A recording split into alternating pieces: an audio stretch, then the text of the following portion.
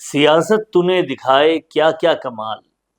सियासत तूने दिखाए क्या क्या कमाल।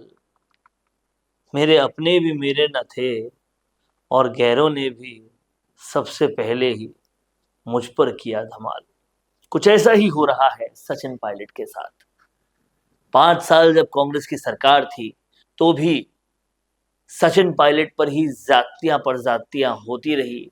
उन्हें अपनी पार्टी के खिलाफ ही अनशन करना पड़ा। उन्हें अपनी पार्टी के खिलाफ ही रैलियां करनी पड़ी। उन्हें अपनी पार्टी के खिलाफ ही मानेसर जाना पड़ा।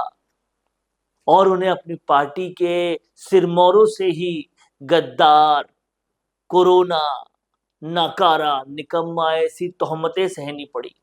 और अब जब राज बदल गया है, सचिन पायलट की मेहनत रंग लाई है, सचिन पायलट के लोगों ने ही, उनके समर्थकों ने ही, उनके शाहगिर्दों ने ही लोकसभा में परचम फहराया है। 2 बार की लगातार 25 में से 25 सीटें भाजपा के लेने के बाद अब इस लोकसभा चुनाव में पूरी तरह से अलग माहौल बनाया है। फिर भी जाति सबसे पहले सचिन पायलट के साथ ही हो रही है। बस इतना सा अंतर है, इस बार ये जाति अपने यानी कि कांग्रेस नहीं कर रही बल्कि बीजेपी के द्वारा की गई है, बीजेपी सरकार के द्वारा की गई है। क्या ये जाति है, किस तरह से ये जाति है, किसने ये जाति की है और सचिन पायलट ने इसकी आवाज प्रमुखता से और मुखरता से कैसे उठाई है, ये सब कुछ इस वीडियो में बताने वाला हूं। इसलिए इस वीडियो के आखिर तक बने रहिएगा। सचिन पायलट वो शख्सियत है जो चुने जाने के बाद भी, वोट पाने के बाद भी बार बार लगातार अपने क्षेत्र में या तो जाते रहते हैं या फिर उनके घर पर रोज सुबह अल सुबह अगर वो जयपुर में होते हैं तो उनके क्षेत्र से और उनके क्षेत्र के आसपास से भी और राजस्थान के अलग अलग इलाके से उनके घर पर उन्हें लोग मिलने आते हैं इस उम्मीद के साथ कि उनका काम होगा। सचिन पायलट सबको तवज्जो देते हैं, सबकी बात सुनते हैं, कोशिश करते हैं पद हो ना हो लेकिन काम जरूर हो। और ऐसा ही कुछ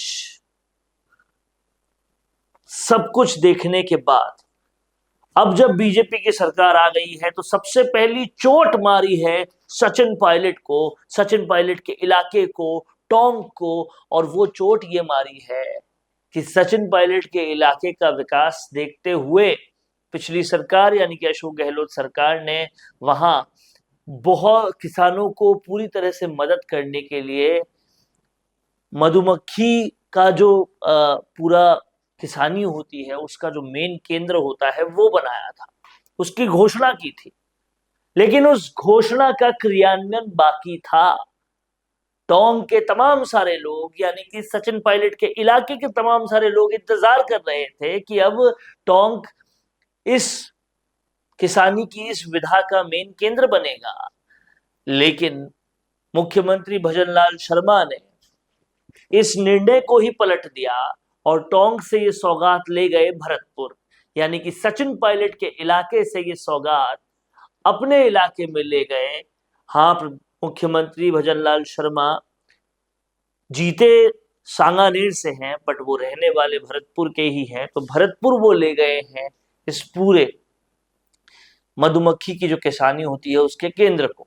अब देखने वाली बात यह है कि सचिन पायलट इससे कितने प्रभावित हुए हैं, कितने चोटिल हुए हैं। सचिन पायलट ने मुख्यमंत्री भजनलाल शर्मा को ये लेटर लिखा है जो आप स्क्रीन पर देख पा रहे हैं और साफ तौर पे कहा है कि ये करना गलत है कि आप टोंक के लिए जो चीज आवंटित हुई है उसे भरतपुर ले जाएं और सरकार पर ये गलती करने का आरोप लगाया है। अब देखना ये होगा कि उनकी इस चिट्ठी को कितना सीरियसली लिया जाता है। हालांकि भजनलाल शर्मा एक चिट्ठी के लिए अपना डिसीजन नहीं बदलने वाले। अब देखना यह होगा कि टोंक के लोगों के साथ मिलकर क्या इस मुद्दे को सचिन पायलट बड़ा बनाते हैं, क्योंकि मुख्यमंत्री ने सबसे पहली चोट सचिन पायलट के साथ की है और उन्होंने सचिन पायलट के इलाके में जो योजना स्वीकृत हुई थी वो उठाकर भरतपुर ले गए हैं।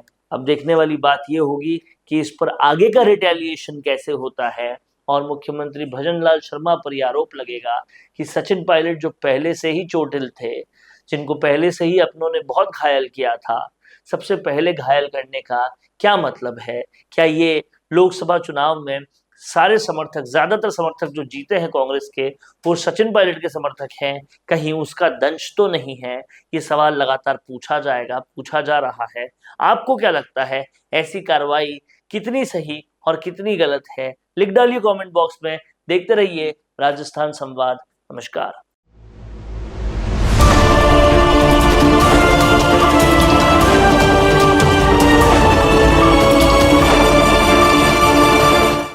Attention, attention. Do you want to make your promotional headline news? Introducing a game-changing service. I am Varun, your go-to actor for creating impactful promotional breaking news spokesperson video to engage your audience at maximum.